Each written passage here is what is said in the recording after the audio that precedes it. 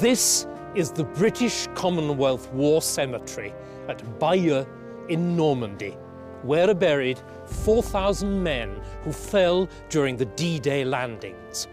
Over the memorial archway are inscribed the Latin words which mean, "We, conquered by William, have liberated the conqueror's native land." At first sight, it's extraordinary that the memory of William and his conquest still lingers after 900 years. But it does so for good reason, because the Norman conquest was a defining, arguably the defining event in English history. William and his descendants were foreigners who ruled England in a radically different way from previously. Eventually, that way proved not to work, but it's left its mark on us right up to the present. How we talk and how we are ruled, what we believe and what we are, were all reshaped by that man and those events almost a millennium ago.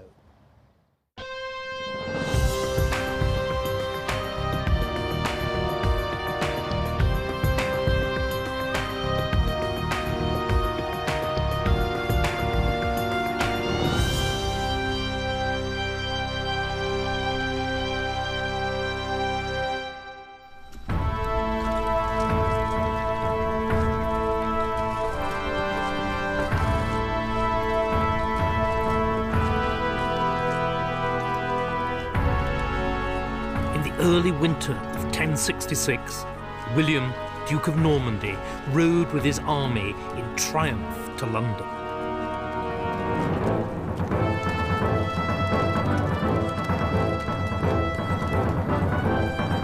He had just pulled off the biggest gamble of his career, but then he'd always been a chancer. He'd had to be, as he'd been born the obscure bastard of an upstart dynasty, son of a tanner's daughter. But his boldness and superlative generalship had won him a dukedom and now a kingdom. The Napoleon of Normandy had come into his own. But what was it about England that had driven William to risk everything, his career, even his life?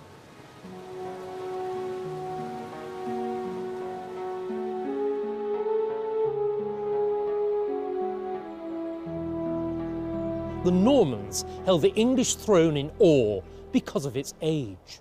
Norman power was barely 100 years old, but in England there was a continuous line of descent stretching back over 300 years to Alfred and beyond. For William and his house had ideas above their station, as this vast and pompous abbey at Jumièges suggests. Like rulers throughout Western Europe, the Normans had enlisted the powers of the Church to bolster their own. This alone made the great Christianized monarchy of Anglo-Saxon England attractive. William also looked with envy across the Channel to the richest, the most stable, and the best administered country in Europe. When, therefore, in 1051, the childless Edward the Confessor promised to make William his heir in England, it offered the Norman Duke the prospect of a quantum leap in power. As a cousin of Edward's, William had a genuine family claim to the Anglo-Saxon succession. But then, in 1066, the dying King Edward apparently changed his mind and offered the crown to Harold, who, although the senior Anglo-Saxon earl, had no direct blood ties to the throne. William found the idea intolerable and illegal. There was only one thing to do. He would invade England and seize the throne by force.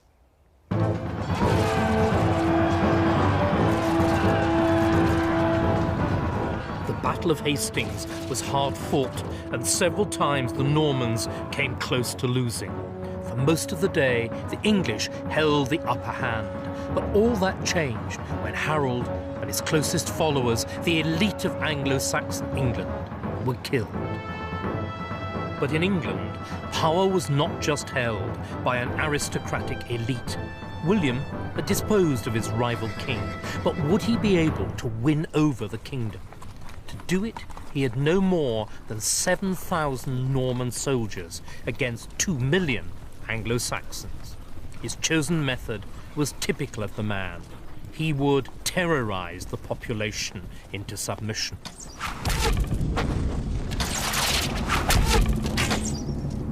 William advanced towards London, taking a circular route to the south and west of the city.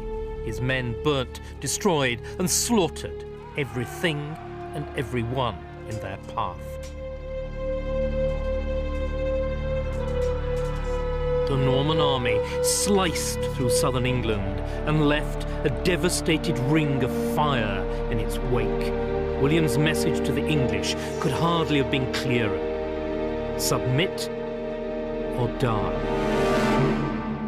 Within weeks, William's victory was complete, and the Witan, the Council of Anglo-Saxon nobles, accepted him as king, and on Christmas Day, 1066, William was crowned king here in Westminster Abbey.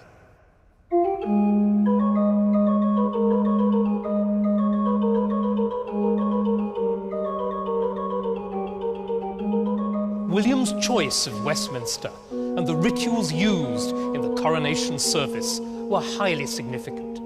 William was determined to demonstrate both the legality of his kingship and that he was the true heir of the Anglo-Saxon royal line.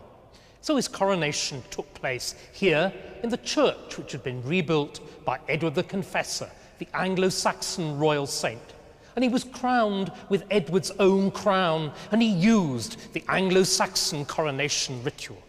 But there was one final culminating symbol.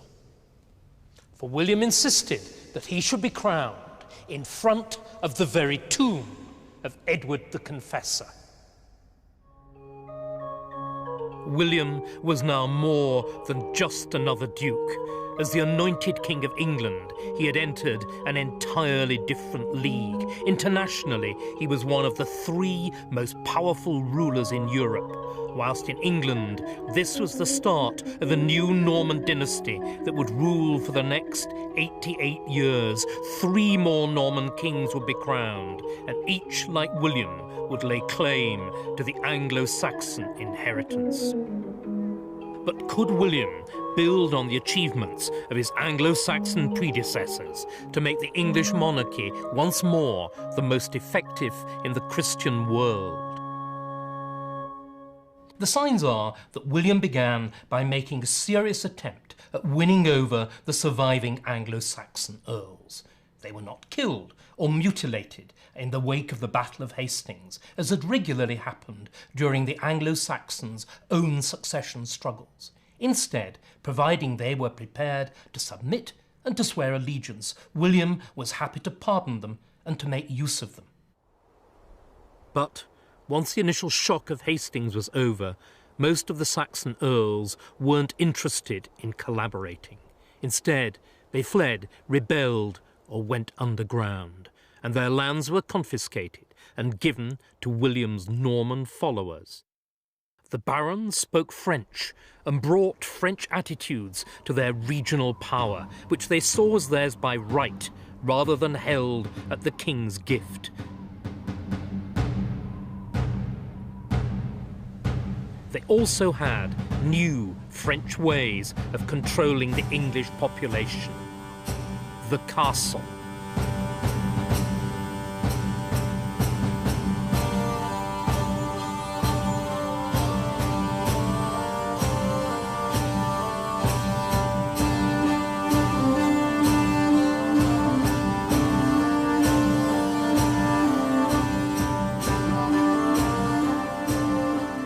Hundreds of castles were thrown up across the country, using the local population as forced labour.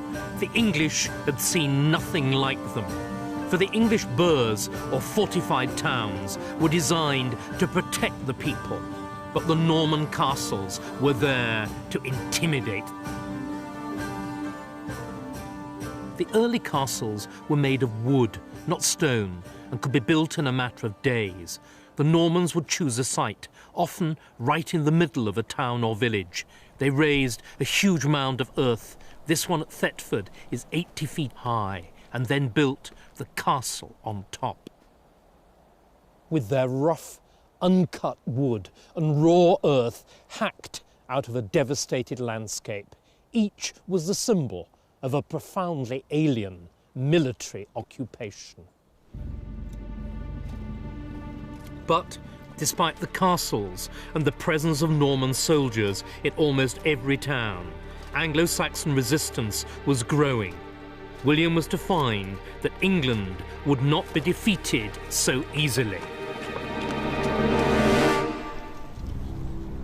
William the Conqueror had captured the country, but he had not yet subdued its people. Instead, in 1069, the townspeople of Durham rose up and slaughtered a Norman garrison of 700 men. The revolt spread swiftly across the whole of the north of England, encouraged by Danish forces who had landed on the east coast. William's response was typically ruthless. He marched his army to York, drove off the Danes, and then perpetrated the most infamous event of his reign, the harrying of the north. Over a huge area, from York up to Durham and across to Chester, his men destroyed villages, burnt crops and food stores, and killed every person and animal they could find. Foreign enemies had behaved like this, but never an English king.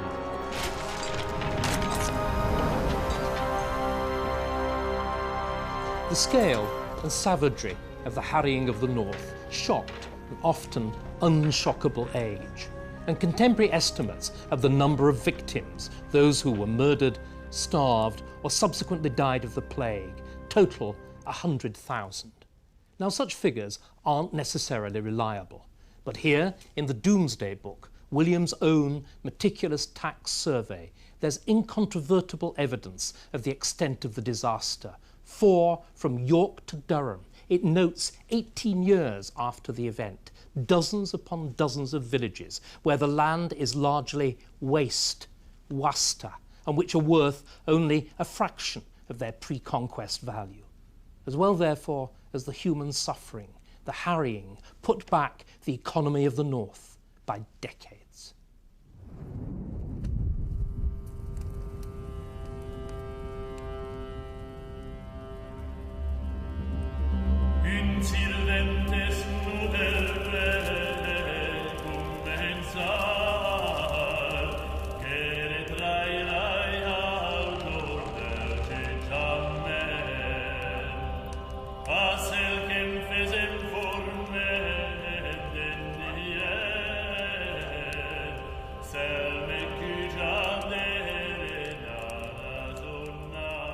The commentators of the time were appalled.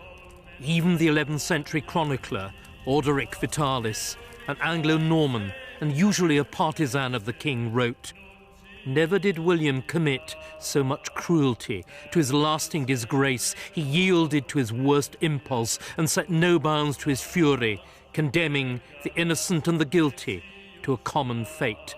I assert that such barbarous homicide should not pass unpunished."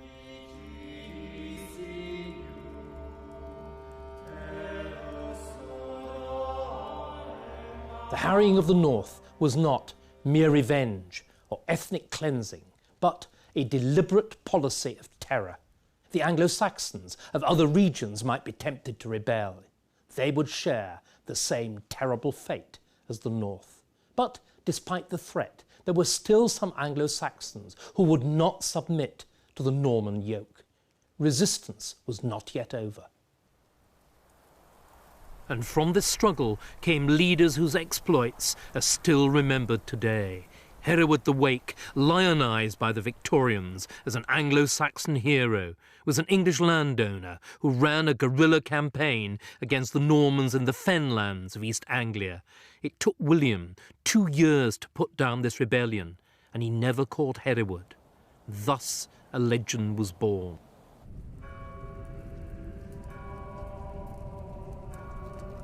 In 1075, William was faced with yet another revolt as a formidable coalition of Danes and Anglo-Saxon and disaffected Norman nobles plotted to overthrow the king. Among the conspirators was a trusted Anglo-Saxon earl, Waltheof of Bamborough. Waltheof had been one of the very few Saxon nobles who tried to work with William. William was so incensed at his betrayal that Waltheof became the only Anglo-Saxon nobleman to be executed by the Normans. William had him beheaded for treason outside the walls of Winchester Castle. Waltheof became an instant folk hero. He was even revered unofficially as a saint. For Waltheof was a highly symbolic figure. With his death, the last of the great Anglo-Saxon earls had gone. But from William's point of view, his execution had done its work. After 1075, there was no further serious Anglo-Saxon resistance in England. William could now turn his attention to governing the country rather than to subduing it. The Domesday Book tells us much about the scale of his ambitions. Using the sophisticated system of local government created by the Anglo-Saxons, William was able to carry out the first ever audit of land ownership in England, right down to the last cow and pig. Here was an English king whose aim was not simply to list, but to exploit the entire wealth of his nation. As a devout Christian, William was well aware of the power of the church over a population of simple believers, so he made sure that the church was run by Normans for Normans, and he ordered a huge programme of church building, including spectacular new cathedrals. This is Ely, one of the most splendid of the Norman cathedrals. We think of it as a noble monument to God and the Christian faith. But there's much more to it than that. For Ely, then an island in the middle of the marshy fens, was one of the last centres of resistance to the Normans under Hereward the Wake. But within 10 years of Hereward's final defeat and disappearance into legend, there was a Norman abbot in Ely, and the building of this vast cathedral had begun, whose massive walls seem to crush out even the memory of revolt. So Norman cathedrals are like Norman castles, at once centres of Norman administration, advertisements for a new Norman way of life, and monuments to the permanence of Norman power. And above all, they were visible proof that God was on King William's side.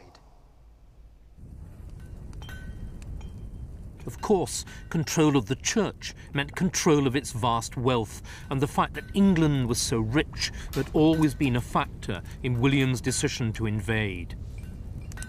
But what had attracted the Normans also drew other eyes.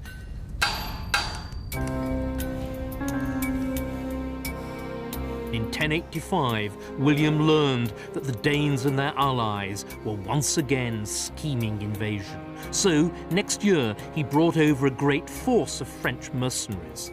But he also had to take political steps to head off trouble at home. He summoned a meeting of the Great Council here to Old Sarum, the original site of the city of Salisbury. Every substantial landowner in the kingdom, William's own French barons, was required to attend and to swear an oath of allegiance to King William. No Anglo-Saxon king had ever needed to do such a thing, and the fact that William had showed that though he was a strong king, he had created a form of kingship that was inherently weak and depended to a dangerous extent on his own force of character. Nevertheless, the Oath of Salisbury worked. The planned invasion was called off, and William's regime was secured once more. Less than a year later, William was dead, fatally injured in a riding accident. He may have been born a chancer, but he died a king. And as a king, he'd preserved the unity of England and the strength of the English monarchy, but at a terrible cost to his people and finally to his own conscience. William was buried here at Caen Abbey in Normandy. For though becoming King of England was William's greatest achievement, he remained a Norman to the last, and he's the first King of England to be buried abroad. There was a final macabre postscript to William's life. In his later years, he'd become very fat, but his sarcophagus had been made too small, so that when the body was lowered into the sarcophagus, some force was necessary to fit it in. The result was described by the monk Orderic. William's swollen bowels burst, and an intolerable stench assailed the nostrils of the bystanders. Despite the clouds of fragrant incense, the funeral service had to be rushed to a conclusion. For all his achievements, William's violent rule also left a stench in the nostrils of his people. What kind of legacy was this for his successor? And who would his successor be? For the Normans had no strict rules of royal inheritance. Instead, it was left to the dying king to make his wishes known. Normandy, William decided, should go to his eldest son, and England to his second-born. So, at the age of 29, William Rufus became the second Norman king of England. Like his father, the Conqueror, William Rufus was a skilled soldier and a natural leader of men. He was strong-willed and determined to enforce his authority on the whole country. And he was, if anything, even more avaricious. He'd need to be, because in everything he did, his ambitions were on the grandest scale. Hence the fact that he built this, the Great Hall at Westminster. It's as big as a cathedral, and when it was built, it was the largest secular space in Europe north of the Alps. It was the setting for feasts and entertainments, and above all, for the crown wearings, which took place in Westminster every Whitsuntide. The king sat here, in the middle of the dais, crowned, robed, and enthroned, whilst the choir sang his praises in Latin, hailing him like a Roman emperor and wishing him vita et victoria, long life and victory.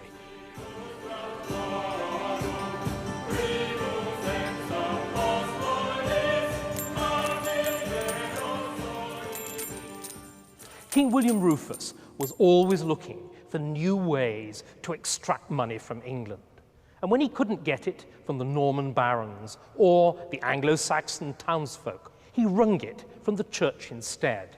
He taxed the monasteries hard, and when bishops or archbishops died, he often refused to appoint a successor, keeping instead the revenues for himself. But William didn't only plunder the church. He was actively irreligious. He never married or fathered children. Instead, he had male favorites and was almost certainly homosexual. This unchristian life, in turn, led churchmen to loathe him. All this meant that William Rufus was a very different kind of ruler from his famously pious Norman ancestors. And he was even more remote from the Anglo-Saxon tradition of Christian monarchy, of Alfred the Great and Edward the Confessor. England, it seemed, had exchanged the iron rule of the conqueror for the dangerous whims of a capricious and degenerate tyrant. William the Conqueror had been the most resolute of men, and his son, William Rufus, inherited his father's steely resolve. But too often it expressed itself merely as a whim of iron, take the forest law. The Conqueror had ridden roughshod over English custom by inventing this law which gave him hunting rights over huge areas of countryside. William Rufus took over this arbitrary law and made it even harsher. This is the New Forest, or rather, it's a tiny portion of the vast forest that once covered most of the county of Hampshire. To make it, William the Conqueror expelled over 500 families and seized 90,000 acres, and William Rufus added 20,000 more. And the New Forest was only one of many. At their maximum extent, towards the end of the 13th century, the forests covered 1/3 of the area of England, all of which was subject to the special oppressive system of law known as forest law. William Rufus increased the penalties for breaking forest law to barbarous levels. Killing a deer was punishable by death. If you were caught shooting at one, your hands were cut off, and the punishment for simply disturbing a deer was blinding. The laws were hated, partly because they were savage and punished poaching with mutilation, but above all because they were perceived as arbitrary and as being the product merely of the king's will and only serving his pleasure. In other words, they were un-English, and they were the most vivid reminder of the fact that England was a conquered country with an alien ruler with alien values. If the Normans were serious about trying to win English hearts and minds, as they sometimes claimed to be, then the forest laws were the wrong way to go about it. After only 13 years, Rufus's end was ironic, for the hunter became the hunted. In the August of 1100, he was out hunting in the New Forest with a party that included his younger brother, Henry. One of the huntsmen fired an arrow that hit William in the chest. He died on the spot. No one knows whether it was an accident or murder. Henry and the other nobles fled, and it was left to the king's servants to bundle his body unceremoniously out of the forest. William Rufus always got a bad press from contemporary writers, especially after he was safely dead. And the Anglo-Saxon Chronicle, for instance, delivered the damning verdict. He was hateful to almost all his people and odious to God. But its authors would say that, wouldn't they? Because they were monks who detested his irreligion, his homosexuality, and his plundering of the wealth of the church. In fact, William Rufus was a highly competent king who maintained the unity and the stability of the kingdom that he'd inherited from his father. But he added nothing more, with the result that even after 3 decades of Norman rule, the English felt no ownership in their king and had no investment in him. But this would begin to change. Within hours of Rufus's death, his brother Henry rushed to Winchester, seized the royal crown from the treasury, and rode off with it to London. There's no proof that Henry was implicated in his brother's death, but he certainly wasted no time in mourning him before declaring himself the next king of England. Henry's claim to the crown was dubious. Rufus had not named him as his heir, and their elder brother Robert was still alive and ruling as Duke of Normandy. In the circumstances, Henry needed all the support he could get, and he turned dramatically to the hitherto despised English people. Kings traditionally swore an oath at their coronation in which they promised to rule justly and well. But Henry's coronation charter, of which this is the slightly later official government copy, was different. It was written down. It was widely circulated throughout the kingdom, and the promises were more far-reaching. Above all, it announced Henry's determination to carry out a legal counter-revolution and bring back the laws of Edward the Confessor. In other words, he would rule in the traditional way, with consent, like an Anglo-Saxon king, and not with force and extortion, like a Norman. Henry openly acknowledged the tyranny of his brother and father by vowing to take away all the bad customs by which the Kingdom of England was unjustly oppressed. The fundamental importance of the Charter wasn't lost on later generations. It was copied almost exactly in Magna Carta, and it was used by all the kings in between. But the Charter was only one of Henry's attempts at reconnecting his rule with the Anglo-Saxon past. He married a Scottish princess who was descended directly from King Alfred the Great, and he gave his only son and heir a double name. The boy was christened William, after the Norman conqueror, and Atheling, which is an Anglo-Saxon name meaning king worthy. There could have been no clearer demonstration of Henry's determination to found a new, genuinely Anglo-Norman dynasty. And an Anglo-Norman England was slowly beginning to emerge. The ancient Anglo-Saxon kingdoms of Mercia, Wessex, East Anglia and Northumbria were gone, along with the earls who'd ruled them. In their place were the Norman barons. The barons spoke French, but they increasingly claimed the rights of their English predecessors. Similarly, many Normans took Saxon wives, and their children and grandchildren began to think of themselves as much English as Norman. And alongside this fusion of cultures, a new social class was emerging, a class that would dominate our history for the next 1,000 years. By the time of King Henry, England was a heavily militarised society in which all landowners were expected to provide troops, either to their superior lord or directly to the king himself. The most important of these troops were called knights, that is, heavily armed soldiers on horseback. These too were a Norman innovation, as the Anglo-Saxons had ridden to battle but fought on foot. But the importance of knights went beyond the purely military, because knights were a social as well as a military elite, and they gave their name to a new code of values and behaviour called chivalry. The key idea of chivalry was that instead of killing your defeated enemies, you captured them and treated them honourably. At least you did if they were of the right social class. For chivalry was a purely class code.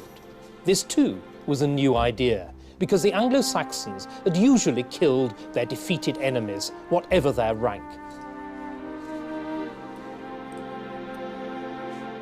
Chivalry was the apex of this new Anglo-Norman culture.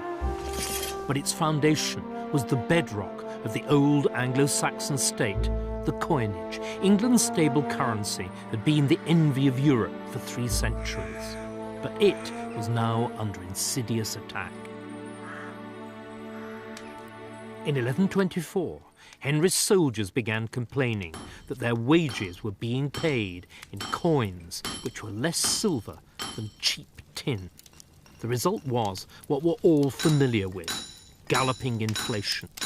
As the Anglo-Saxon Chronicle recorded, the man who had got £1 could not get the value of a penny for it in the market. Henry took decisive action, which the modern treasury could only envy. There were 150 men who made all the money in England. Henry had everyone arrested and sent for trial at Winchester. 94 of them were found guilty of debasement of the coinage. The punishment for what we would regard as a white-collar crime was barbaric. First, each one of the guilty men had his right hand cut off. Then, he was castrated. The vast majority of the moneyers weren't Norman. Instead, they were Englishmen of high rank. Even so, there was no popular protest. Here at last was something which united everybody, from the Norman king to the lowliest Anglo-Saxon peasant, everybody was agreed that the value of the coinage, that great achievement of Anglo-Saxon England, must be protected at any cost.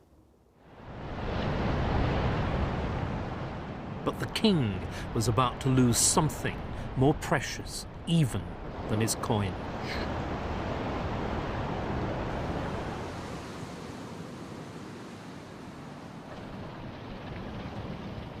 This is the harbour at Barfleur in Normandy.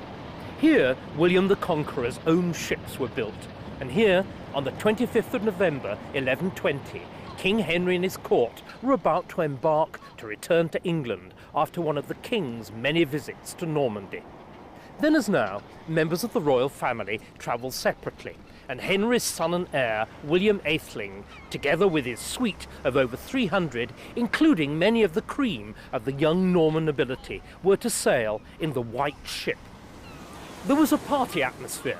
William had bought several casks of wine, and everybody, including members of the crew, had drunk heavily. They set sail in the evening, but within half an hour, disaster struck when the drunken pilot steered the ship onto a well-known hazard, a jagged rock that lay just beneath the surface at high tide. A great gash was torn in the side of the ship, and it sank within minutes. William's bodyguard managed to get his young master onto the only boat and began to row him to safety. But the young prince insisted on going back to try to rescue his sister.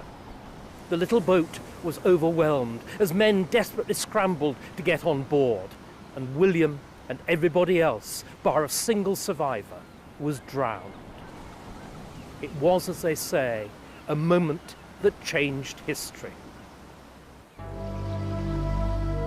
For weeks afterwards, bodies were washed up along the Normandy shore, though the majority, including William Atheling's, were never found. Henry was devastated, and it was said he never smiled again.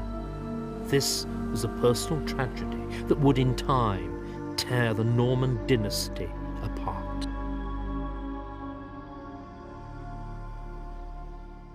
For the rest of his reign, Henry wrestled with the problem of the succession. At first sight, there seemed no shortage of possible heirs. Henry had been an inveterate womanizer, and he'd fathered a score of bastards. But none of the bastards, of course, carried the Anglo-Saxon royal blood of the dead prince, William Atheling. Nor did another possible candidate, Henry's nephew, Stephen. Stephen was a tried and tested warrior, and he was popular with the church and a large section of the baronage. But Henry rejected Stephen as well, and instead he decided that his heir should be his daughter, Matilda, named after her mother, Queen Matilda, and carrying also her mother's Anglo-Saxon royal blood. In 1127, Henry summoned a meeting of the baronage, including Stephen, and required them all to swear an oath of allegiance to Matilda and to recognise her as the future monarch of England. For Henry, this settled the matter. For everybody else, it raised the fundamental question of female succession and whether or not a woman should or could rule in a warrior age. If any woman could pull off that challenge, it was Matilda. She was an indomitable character, a woman who rode astride like a man and who led her army into battle. She also had powerful allies, as her husband was the Count of Anjou. But the Angevins were the traditional rivals of the Normans. So, if Matilda became queen, the English crown would pass, many Anglo-Norman barons feared, out of Norman control and into the hands of their arch-enemies, and that they were determined to stop. Matters came to a head in the autumn of 1135. Henry was on a visit to Normandy here when he suddenly fell ill. Within a week, he was dead. At his request, his embalmed body was taken for burial at Reading Abbey in the England that he'd made his own. But already, everybody had forgotten the oath of 1127. Instead, Stephen moved decisively to seize the throne and get himself crowned and acclaimed by the English.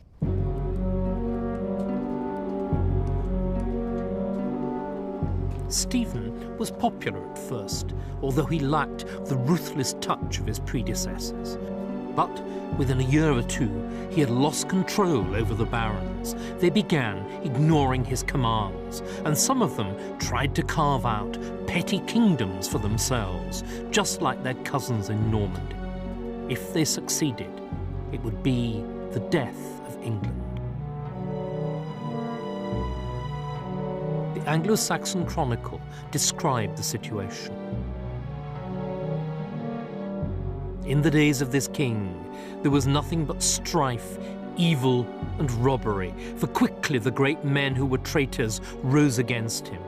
When the traitors saw that Stephen was a good-humoured, kindly, and easygoing man who inflicted no punishment, then they committed all manner of horrible crimes. It's a sign of Stephen's lack of control over the barons that some of them start to mint their own coins in the centres of their regional power, just as in Normandy. This, for instance, is a penny minted by Henry, Earl of Northumberland, at York, and this is another minted by Robert of Gloucester at Bristol.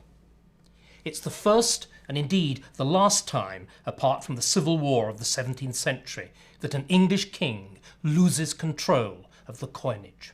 But meanwhile, in Normandy, a more direct threat to Stephen's authority was brewing. Matilda maintained her claim to the throne, and she was gathering allies. And on the 30th of September, 1139, she landed on the Sussex coast with a large army, supported by Robert of Gloucester and demanding to be recognised as Queen. Norman England's first civil war was about to begin. In petty skirmishes and long sieges, the armies of Stephen and Matilda fought it out across the length and breadth of England.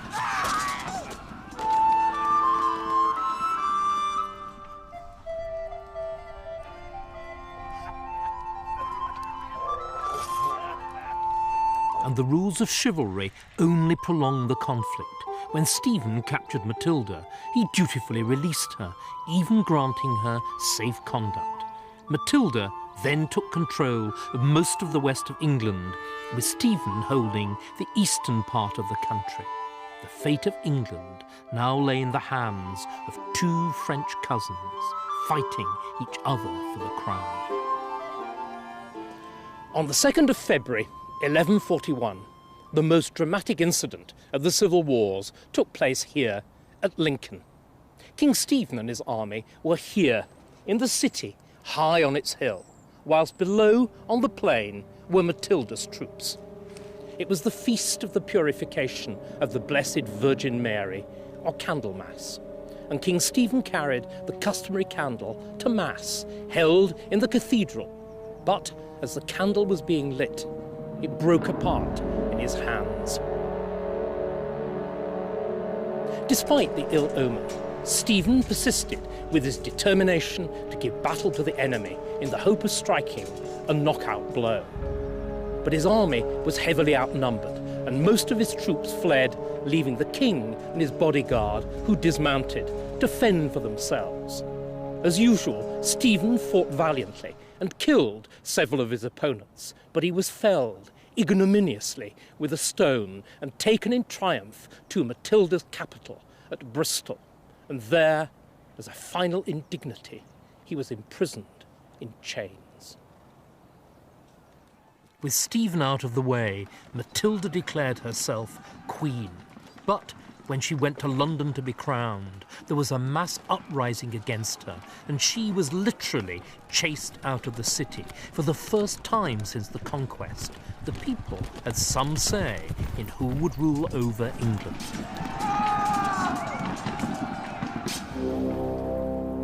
The tide was turning against Matilda. She was forced to release Stephen when her greatest ally, Robert of Gloucester, was himself captured. Stephen was back on the throne. But But even that didn't end the war. For the next 7 years, Matilda refused to give up, urging her army on in a conflict that was exhausting the energy and the resources of both sides. Finally, in 1148, Matilda accepted that she would never be queen and returned to France. Stephen had won, but England had paid a high price.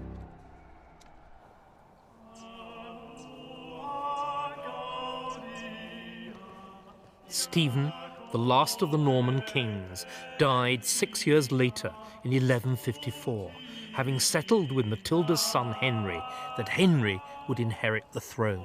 So the English crown went to Matilda's heirs after all, beginning a new dynasty that was to rule in England for more than 300 years. This is Faversham in Kent, and I'm walking across what was once the site of Faversham Abbey. Here's Stephen's wife, Queen Matilda, his eldest son, Count Eustace, and the king himself were buried in the magnificent Abbey church which Stephen had constructed. But 400 years later, Faversham, like the rest of the abbeys, was dissolved, and the abbey was demolished, and scarcely a trace of it remains. And there's no sign either of the royal tomb of the last Norman king of England.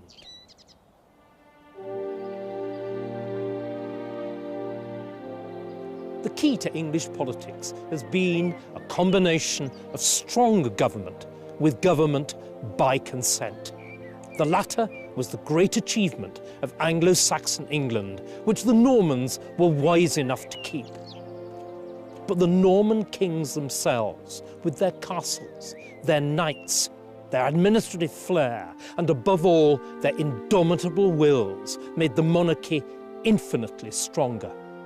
Their cathedrals and abbeys made England more beautiful, and their language, their courtesy, and their chivalry made it more civilized. They also, on the debit side, made it infinitely more class-ridden. But still, there are worse legacies of conquest and colonization.